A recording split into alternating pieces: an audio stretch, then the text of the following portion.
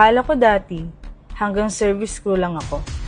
Araw-araw trabaho, pagod, puyat, pero may pangarap ako na hindi ko kinalimutan at binitawan. May mga pagkakataon na parang gusto ko nang sumuko. Pero lagi ko lang sinasabi sa sarili ko na kaya ko to. Kaya sinubukan kong magnegosyo at maging part ng community na to kahit walang kasiguraduhan. Natakot ako, pero mas natakot akong manatili sa dati.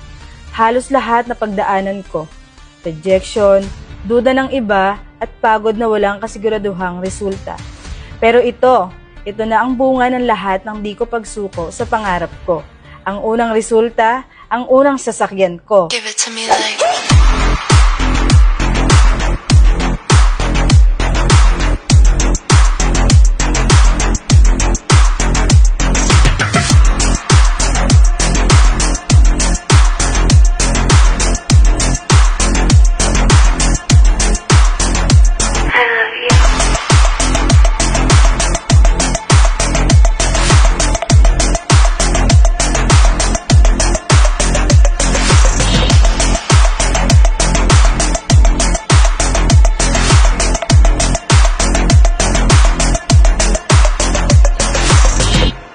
Salamat Lord, salamat Persians.